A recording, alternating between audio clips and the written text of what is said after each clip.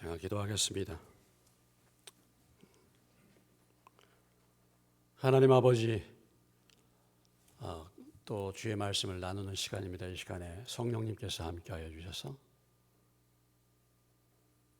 말씀을 증거할 때 사람의 지혜가 아닌 하나님의 능력과 또 성령의 능력과 성령의 확신으로 주의 말씀을 증거할 수 있도록 은혜를 베풀어 주시고, 우리가 이 말씀을 듣고 깨닫고 우리의 삶에 구체적으로 그 말씀을 듣고 순종함으로 말미암아 우리의 삶의 변화가 나타날 수 있도록 은혜를 베풀어 주시옵소서. 예수님의 이름으로 기도하옵나이다. 아멘. 하나님을 사랑하는 자, 그 뜻대로 부르심을 입은 자들에게서는 모든 것이 합력하여 선을 이룬다는 말씀이 있습니다. 코로나19 이 전염병은 전 세계가 한 번도 경험하지 못한 그런 세상을 경험하게 만드는 그런 엄청난 재앙으로 지금 온 세계에 있는 사람들을 힘들게 하고 있습니다. 그러나 한편으로는 사실은 많은 교훈을 주기도 하죠. 믿음의 사람들의 눈으로 볼 때는 고난받는 것이 유익일 수가 있습니다. 어떤 분이 그렇게 말합니다. 과거에 우리가 일상적으로 살았던 삶이 얼마나 좋았던가.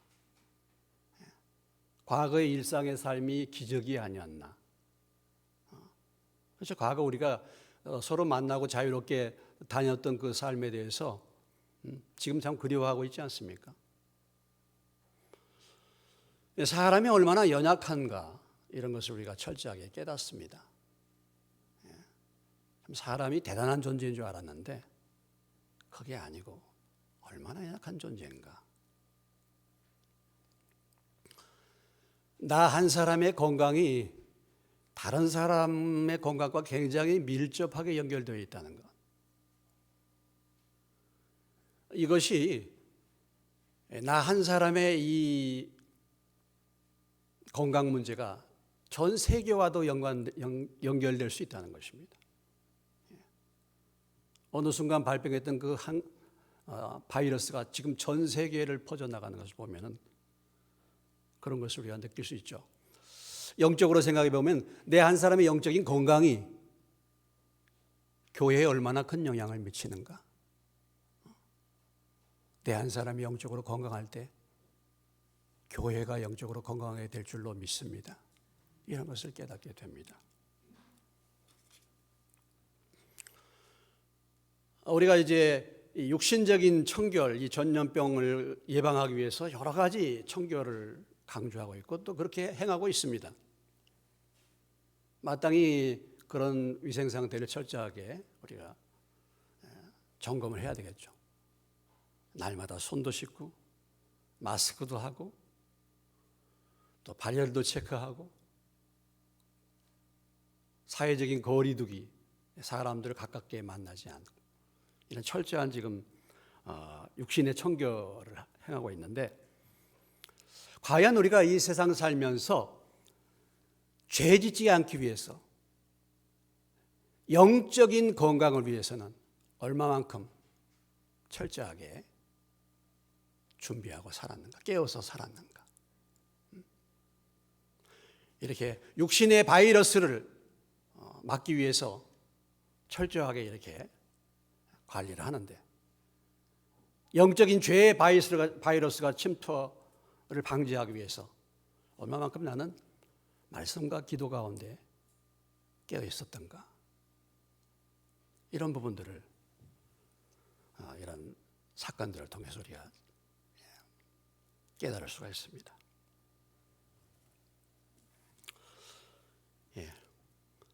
모든 것이 합력하여 선을 이루게 될 줄로 믿습니다.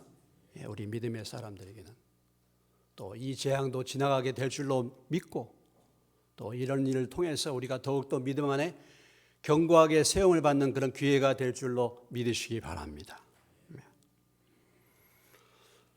우리는 계속 사도행전 처음에 교회가 어떻게 세워졌는가, 그 가운데서 어떤 역사가 일어났는가를 살펴보고 있습니다. 오늘 본문의 말씀은 베드로의 첫 번째 설교에 대한 사람들의 반응, 베드로의 첫 번째 설교에 대한 결과가 나와 있습니다. 오순절 마가의 다락방에 성령이 강림하고 성령의 놀라운 역사가 일어났을 때 거기 모인 사람들이 이것이 도대체 무슨 현상인가 하고 베드로에게 질문했습니다.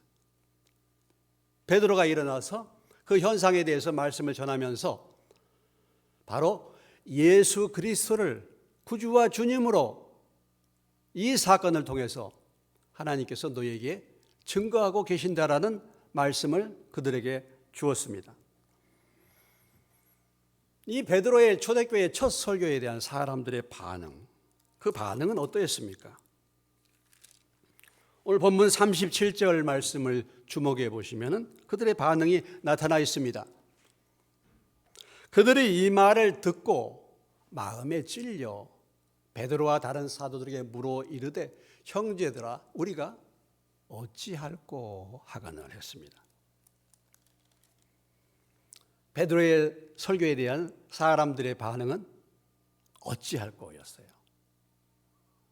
우리 다 같이 한번 따라서 해보겠습니다. 어찌할꼬, 어찌할꼬였습니다. 말씀을 듣고 그들이 마음에 찔렸다 그랬죠.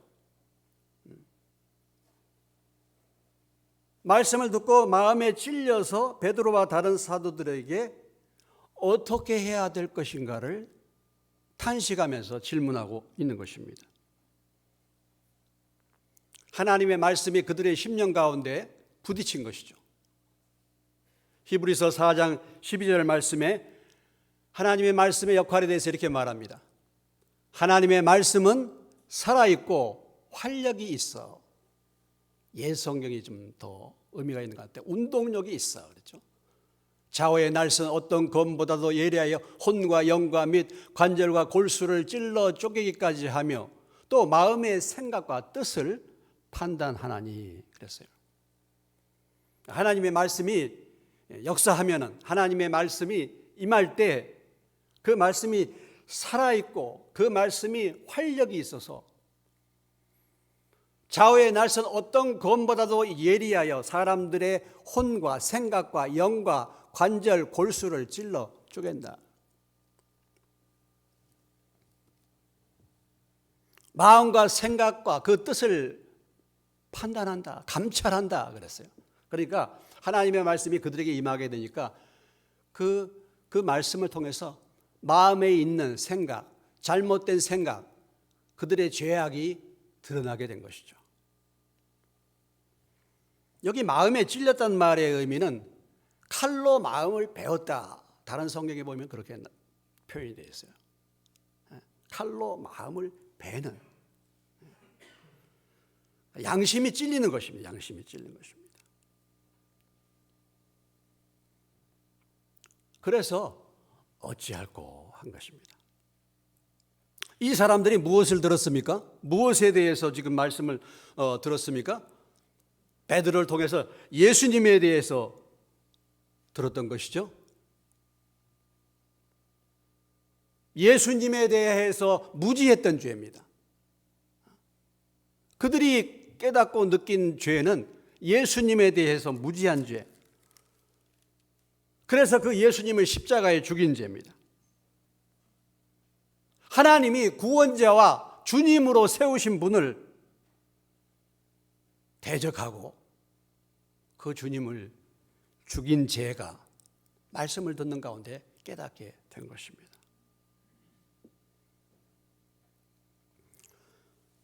하나님의 말씀을 들을 때 우리의 잘못된 죄가 드러나는 은혜가 임하시기를 주의 이름으로 축원합니다.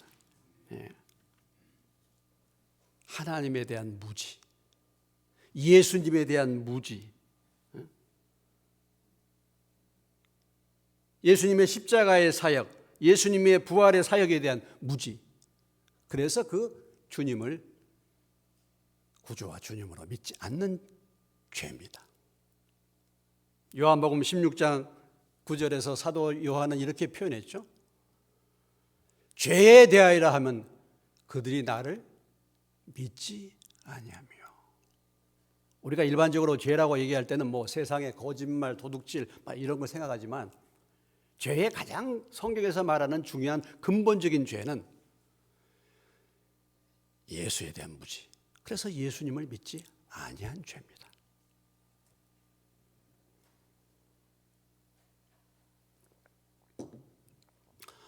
우리가 말씀을 들을 때마다 사람들의 반응은 다양하죠.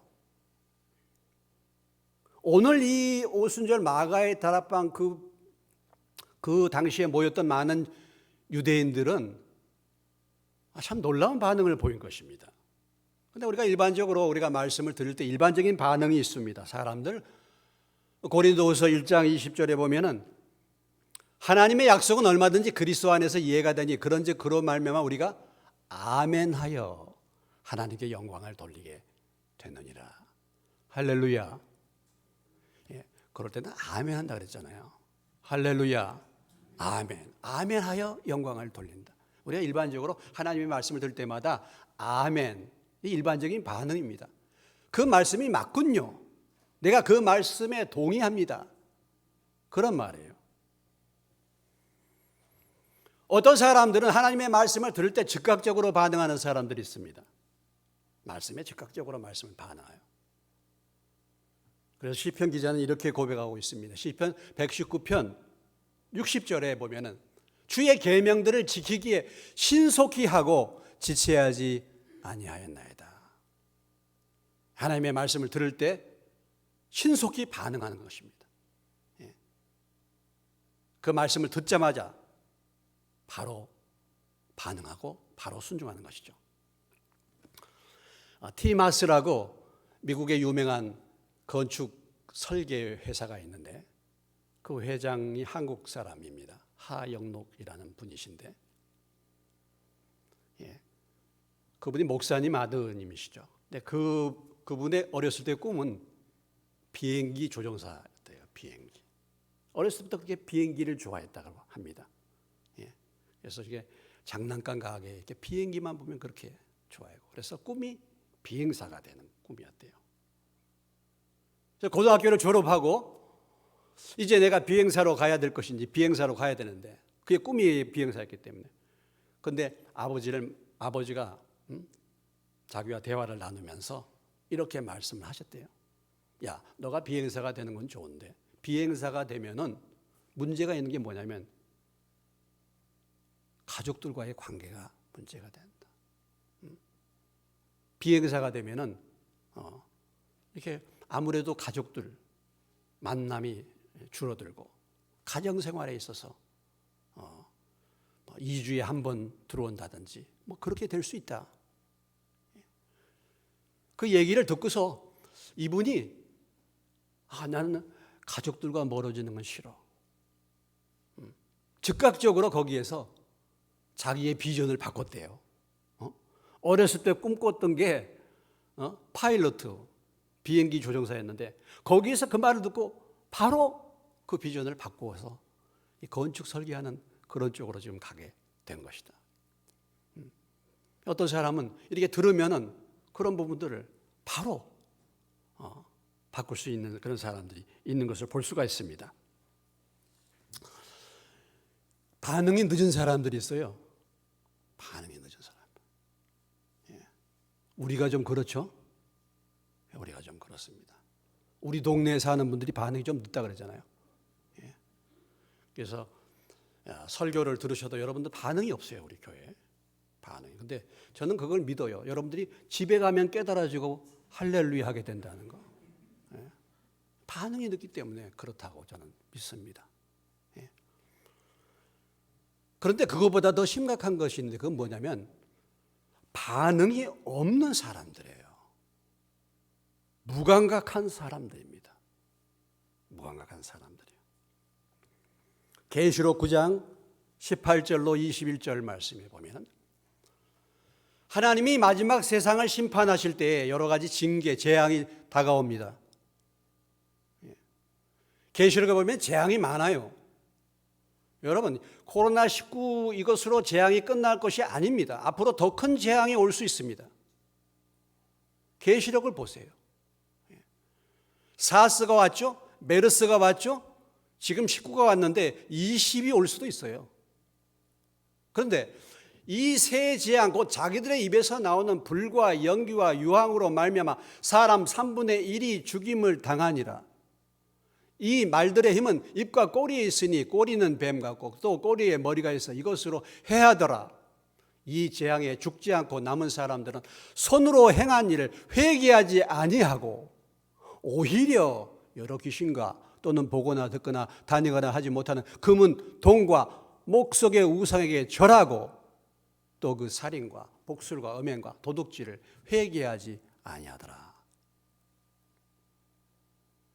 계시록 16장 10절로 11절에 또 다섯 번째 천사가 그 대접을 짐승의 왕자에 쏟으니 그 나라가 곧 어두워지며 사람들이 아파서 자기 혀를 깨물고 아픈 것과 종기로 말미암아 하늘의 하나님을 비방하고 그들의 행위를 회개하지 아니하더라. 이렇게 엄청난 재앙이 왔는데도 불구하고 사람들의 반응은요, 전혀 회개하지 않고 도리어 더 우상을 섬기고 그 악에서 떠나지 아니했다 하는 것입니다. 오늘 이 코로나19의 이 전염병의 재앙을 통해서 우리가 이런 재앙을 만날 때에 우리가 회개하고 하나님을 더 의지하고 하나님의 얼굴을 구해야 될 줄로 믿습니다. 그런데 그렇지 않는 사람들이 많았다라는 것입니다. 오늘 우리가 예배를 이렇게 온라인으로 드리고 있습니다만 우리가 예배를 어디에서 드리든지 간에 이런 어려움을 당할 때 우리의 마음은 하나님께로 더 가까이 나아가야 될 줄로 믿습니다. 그런데 이것을 기회로 삼아서 하나님과 멀어진 사람들이 있는 것입니다. 회개하지 않은 사람들이 있는 것입니다. 그 엄청난 재난을 당하면서도 재앙을 당하면서도 회개치 아니했다. 이것이 말세의 상태인데 하나님이 정확하게 이것을 보여주시는 것입니다. 정말 이런 일을 겪으면 우리가 그렇지 않습니까? 정말 마음을 낮춰야죠. 하나님의 얼굴을 찾아야죠. 세상 붙들고 살던 삶을 놓고 이제는 하나님을 소망하며 하나님을 의지해야 될 줄로 믿습니다. 그럼에도 불구하고 반응이 전혀 없는 거예요. 소기에다가 경을 읽는 것입니다. 이게 반응. 그런데 더 나아가서요, 또 하나님을 도리어 대적하는 사람들도 있어요. 사도행전 7장 51절로 58절의 말씀입니다. 목이 곱고 마음과 귀에 할례를 받지 못한 사람들아, 너희도 너희 조상과 같이 항상 성령을 거스르는도다. 너희 조상들이 선지자들 중에 누구를 박해 하지 아니하였느냐? 의인이 오시리라 예고한 자들을 그들이 죽였고 이제 너희는 그 의인을 잡아준 자여 살인한 자가 되나니 너희는 천사가 정한 율법을 받고도 지키지 아니하였도다 하니라. 그들이 이 말을 듣고 마음에 찔려 그를 향하여 이를 갈가넣을. 스데반이 성령 충만하여 하늘을 우러러 주목하여 하나님의 영광과 및 예수께서 하나님 우편에 서신 것을 보고 말하되 보라 하늘이 열리고 인자가 하나님 우편에 서신 것을 보노라 한데 그들이 큰 소리를 지르며 귀를 막고 일제히 그에게 달려들어 성 밖으로 내치고 돌로 칠세. 증인들이 옷을 벗어 사울이라는 청년의 발 앞에 두니라 그랬어요. 이것은 사도행전 7장에 나타난 사건이죠. 스데반이 성령 충만하여 하나님의 말씀을 전했습니다. 그들이 그 말씀을 듣고 마음이 어떻게 했어요? 찔렸다 그랬어요. 오늘 지금 사도행전 2장에 나타나서 사도 베드로가 설교했을 때에 그 말씀을 듣고 마음에 찔린 사람들, 동일한 사람들입니다. 말씀이 역사에서 마음에 찔렸어요. 그런데 베드로의 설교를 듣고 마음이 찔려 어찌할꼬 하는 사람들이 있는가 하면은 마음에 찔려서 이를 갈고 돌로 치는 사람들이 있었다라는 것입니다.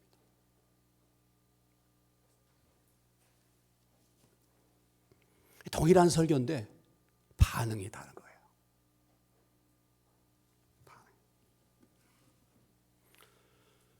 여러분, 바울이 설교할 때도 그렇지 않습니까?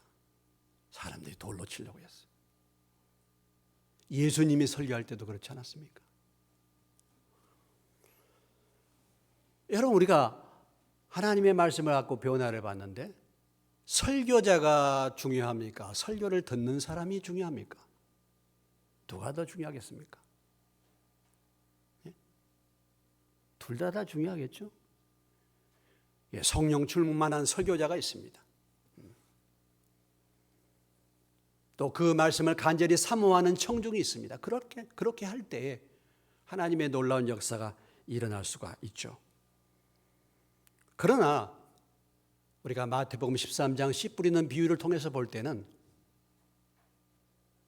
씨보다도 그 씨를 받는 밭, 하나님의 말씀을 받는 마음의 밭이 얼마나 중요한가를 우리에게 보여주고 있는 것입니다.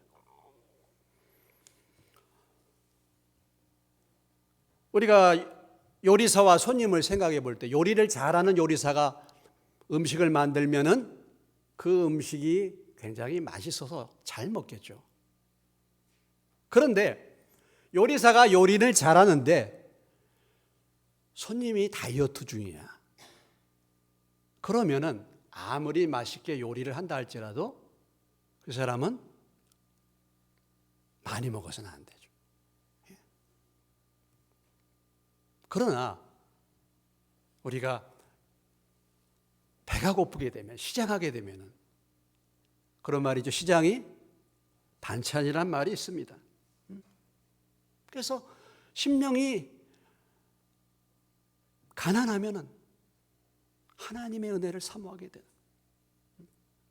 잠언 27장 7절에서 이렇게 잠언 기자가 말했습니다. 배부른 자는 꿀이라도 싫어하고 줄인 자에게는 쓴 것이라도 다니라 그랬어요.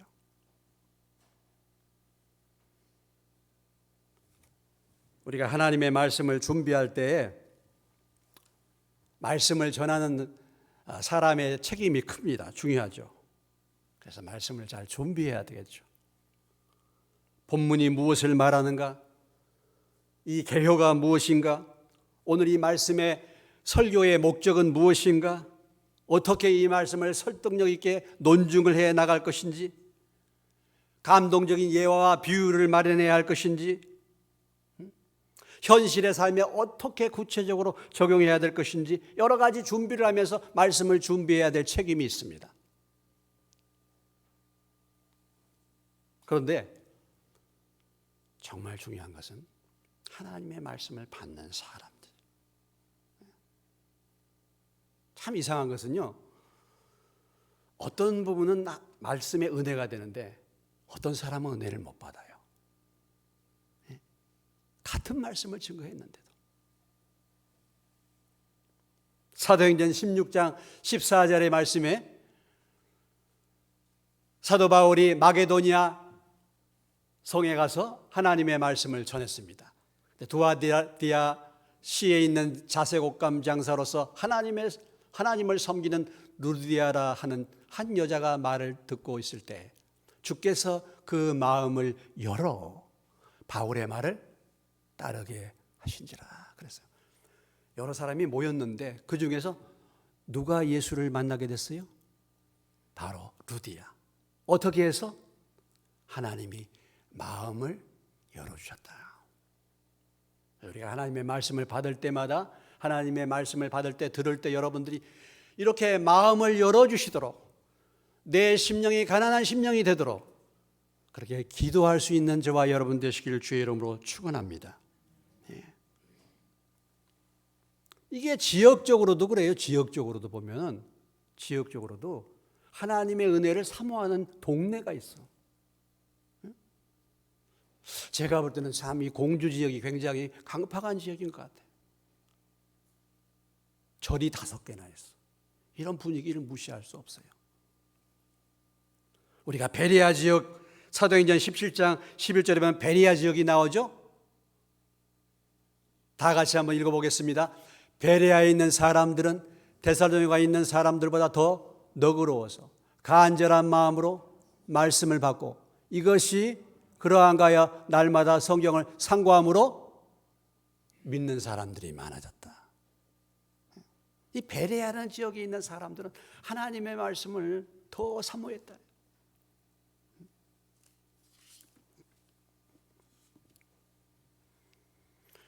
사람들이요, 자기가 관심이 있는 것은 잘 듣게 된대요.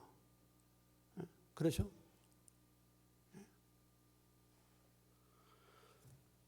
뉴욕의 맨하탄이라는 지역이 있는데 그 지역에 인디안 원주민 출신의 인디안 미국 사람과 그 친구가, 백인 친구가 길을 걷다가 그 인디안 원주민 출신, 그러니까 인디안이죠. 어디서 귀뚜라미 소리가 들린다 그랬대. 아니, 이 맨하탄에 무슨 귀뚜라미 소리야. 그런데 그 주변에 약간 풀이 난 곳에 가서 이 사람이 귀뚜라미를 잡아내더라는 거예요.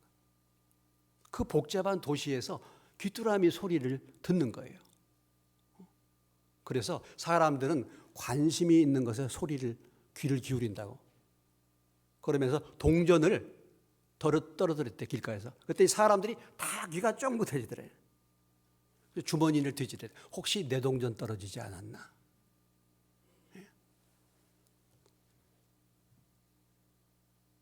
사람들이 자기가 관심 있는 것에 귀를 기울이죠.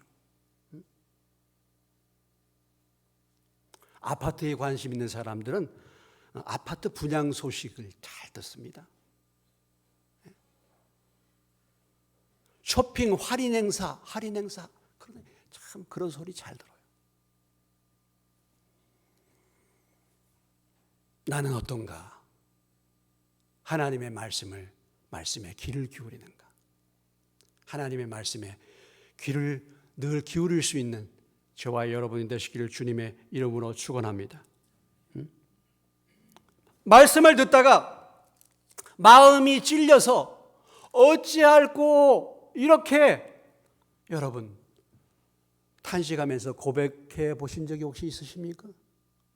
여러분이 지금까지 신앙생활을 해오면서 말씀을 듣다가 내 마음이 찔려서 내 죄가 드러나서 어찌할꼬 이렇게 반응하면서 그렇게 탄식하면서 이런 고백을 해본 적이 혹시 있으십니까?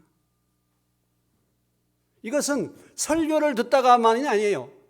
내가 조용히 하나님의 말씀을 읽다가도 말씀이 내 심령에 부딪히면 이런 반응을 보일 수가 있습니다.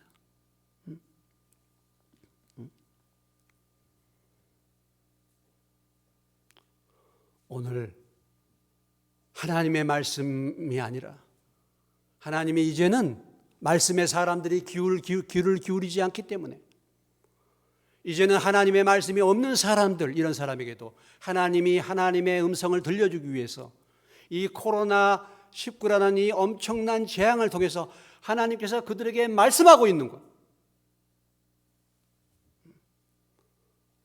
하나님이 저와 여러분에게 말씀하고 있는 것입니다.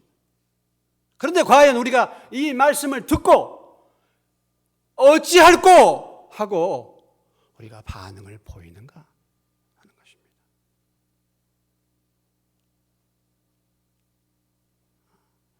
참으로 하나님 앞에 어찌할꼬 하는 반응을 우리가 보이는가? 아니면은 혹시라도 전염되지 않을까 무서워서 두려워서 덜덜 떨고 계시는가?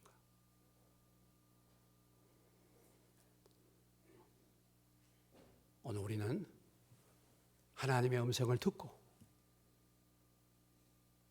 우리의 심정을 돌아보고 어찌할꼬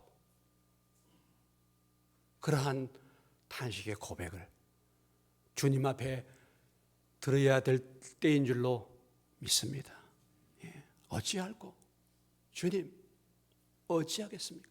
이제는 바로 서야 되지 않겠습니까? 이제는 우리가 주님만을 더 소망해야 되지 않겠습니까?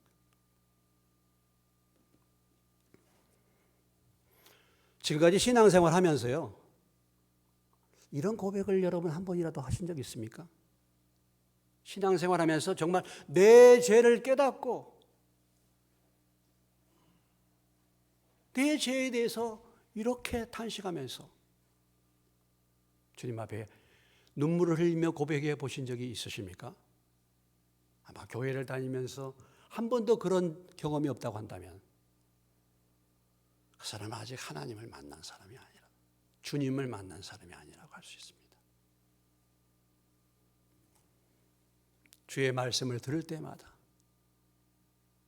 오늘 이들이 보였던 것처럼 주님의 은혜에 감사의 탄식, 주님의 그 말씀을 통해서 내가 주님 앞에 범한 죄에 대한 탄식, 그리고 이 일을 통해서 우리의 심령이 다시 한번 새롭게 되기를 주님의 이름으로 축원합니다. 이에 대한 베드로의 대답입니다. 이에 대한 베드로의 응답이죠. 38절 이하의 41절의 말씀은 거기에 대한 베드로의 권고입니다. 어찌할꼬 했을 때 베드로의 권면입니다. 38절 베드로가 이르되 너희가 회개하여 각각 예수의 이름으로 침례를 받고 죄사함을 받으라. 그리하면 성령을 선물로 받으리라. 회개하라. 어찌할꼬에 대한 죄에 대한 해결의 방법, 마음에 찔려서 죄에 대한 해결의 방법, 어떤 방법이 있습니까? 회개하는 것이죠. 회개는 반응을 요구합니다. 회개는 반응을 요구하죠. 회개라는 그 단어의 의미 가운데 이런 의미가 있습니다. 뒤의 생각, 뒤의 생각. 다시 말한다면 처음 생각이 틀렸다라는 거죠. 그래서 마음을 바꾸는 것입니다. 처음 생각을 바꾸는 것이죠. 이들이 예수에 대해서 생각할 때 예수님이 구주와 주님인 줄 알지 못했죠. 메시아인 줄 알지 못했죠. 그들이 생각할 때 예수가 어떤 사람인가? 예수가 혼란케 하는 사람 아닌가? 예수가 율법을 어긴 사람 아닌가? 그들이 그렇게 생각할 수 있습니다. 이런 과거의 잘못된 생각, 그들의 처음 생각이 틀렸다는 것을 알고 생각을 바꾸는 거예요. 이것이 회개입니다. 오늘날 이 세상 많은 사람들이 예수님이 누구신가 너무 모르죠. 일반적으로 예수님은 인류의 4대 성인 중에 한 사람, 어떤 도덕적인 군자, 이렇게 생각하는 사람들 많아요. 예수님 당시에 많은 사람들이 예수님을 따랐는데 그들이 기대했던 예수님은 어떤 사람이었습니까? 그들이 기대했던 메시아, 경제 문제를 해결하신 분.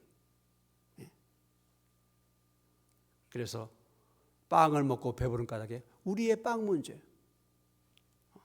구제 문제, 경제 문제 해결하신 분, 이렇게 생각했습니다. 많은 사람들이 생각했던 예수님 또 정치적인 메시아죠. 심지어 예수님의 제자들까지도 오랜 동안 정치적인 메시아, 이 나라와 이 민족을 로마의 압박으로부터, 로마의 지배로부터 건져낼 메시아.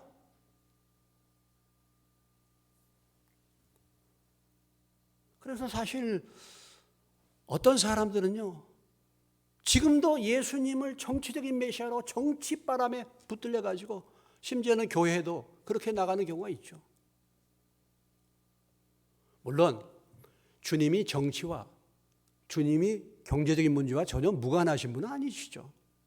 그러나 그것이 주님의 본 모습이 아닌 것입니다. 신천지에서는 예수님을 이렇게 속에요. 이미 오신 메시아예요. 그리고 이제 새로운 메시아가 나타나는데 그 메시아가 누구라고 말하는 것입니까? 이만희라고 말합니다. 예수님이 메시아는 메시아인데 이미 오신 메시아야. 그리고 이제는 새로운 메시아가 온다. 그게 바로 이만희라는 것입니다.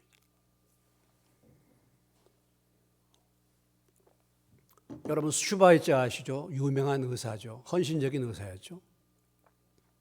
슈바이처가 예수 믿었다고 말하는데 슈바이처가 믿었던 예수님은요,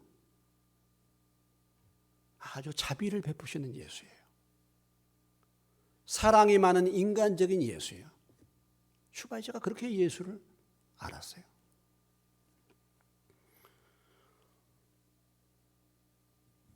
어떤 유명 인사는 예수님을 소개할 때 이렇게 말하더라고요. 굉장히 유명한 인사인데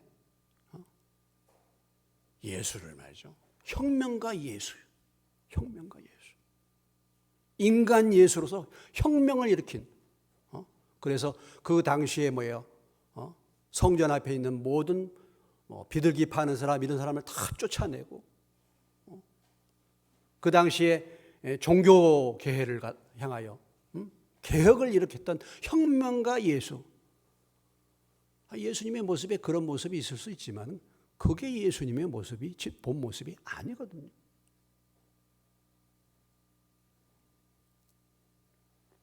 오늘 이 예수에 대한 무지와 오해를 하는 사람들이 얼마나 많이 있습니까? 거기에 대해서 회개를 하는 것입니다. 회개하라는 것. 그리고 예수를 구원자 저와 주님으로 깨닫고 믿어라라는 것이죠. 여러분, 저와 여러분도 과거에 그런 생각 가운데 사로잡히지 않았습니까? 하나님이 없다. 내가 죄인이 아니다. 죄 짓고 안 사는 사람들이 누가 있는가? 죽으면 끝나는 것이지 내세가 어디 있는가? 이렇게 살던 사람들이었는데 우리가 은혜를 받고 하나님의 말씀을 듣다 보니까 그 생각이 잘못됐다는 것을 알고 이제는 마음을 돌이켜서 주님 앞에 회개하고 예수 그리스도를 구주와 주님으로 믿는 줄로 믿습니다. 예. 사도 바울도요, 예수님에 대해서 오해를 했죠. 예수님에 대해서 오해를 하고. 사도 바울은 본인에 대해서도 오해를 했습니다. 본인에 대해서요. 바울은 얼마나 율법을 철저하게 지켰던 사람입니까? 그래서 하나님의 말씀을 따라서 철저하게 율법을 지켰기 때문에 자기는 의인이라고 믿었는데 나중에 예수님을 만나가 보니까 의인이 아니라 죄인 중에 괴수라는 사실을 알게 된 것이죠.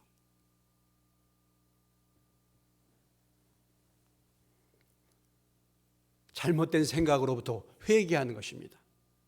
회개하고 그리스도의 이름으로 침례를 받는다. 침례를 받는다. 이것은 회개에 대한 구체적인 표현이죠. 그렇게 할 때 죄사함을 받고 성령을 선물로 받게 될 줄로 믿습니다.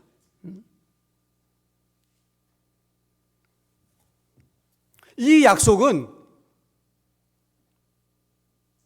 모든 사람들에게, 주님이 부르셔서 이 말씀에 반응하는 모든 사람들에게 이 약속을 하나님이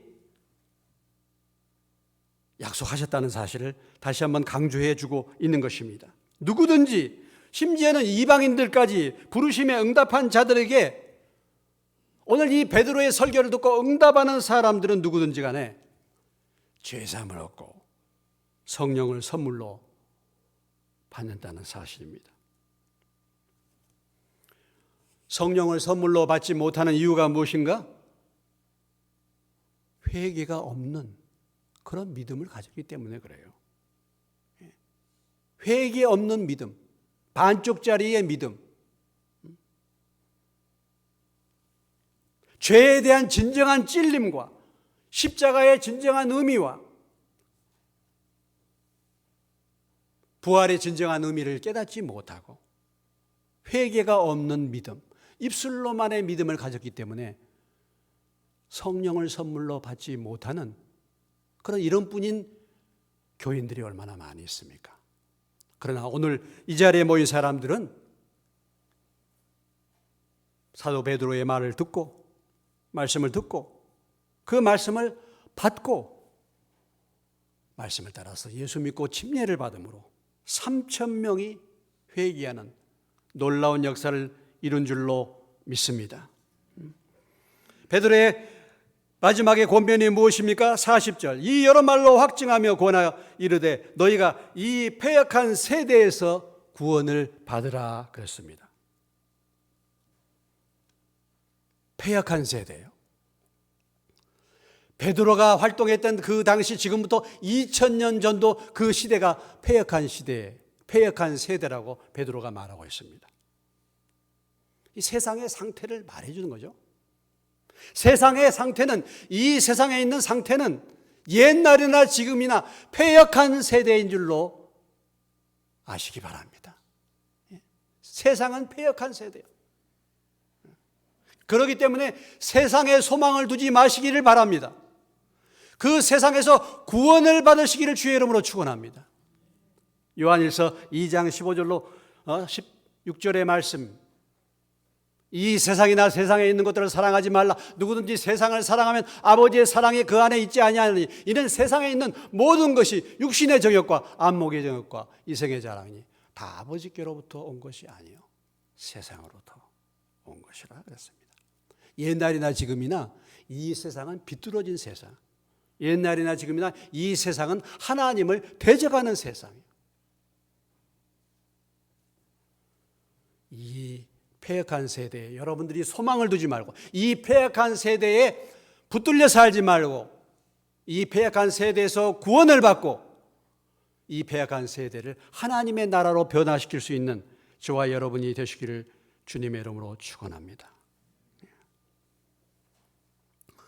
아까도 말씀드렸습니다마는 보이지 않는 이 코로나 바이러스로 얼마나 많은 사람들이 고통을 당하고 있습니까?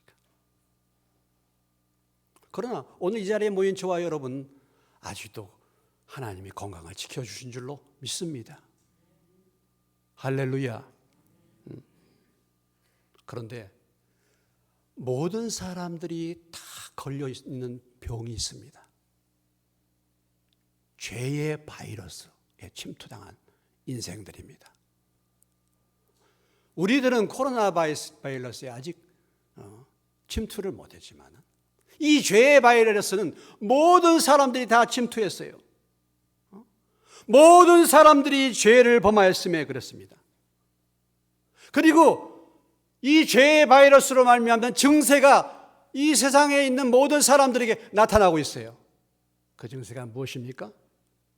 하나님을 대적하고 죄 가운데 살고 있는 겁니다. 그리고 점점 죽어가고 있는 것입니다. 오늘 말씀과 기도 가운데서 여러분들이 우리의 영혼을 씻고 주님의 보혈로 씻고 세상 것들을 절제하고 하나님께 소망을 두는 은혜가 임하시기를 주님의 이름으로 축원합니다. 예수 그리스도를 참으로 구주와 주님으로 믿으시고 하나님을 의지하고 소망하는 삶으로 이번 기회를 통해서 새롭게 변화될 수 있는 저와 여러분 되시기를 주의 이름으로 축원합니다.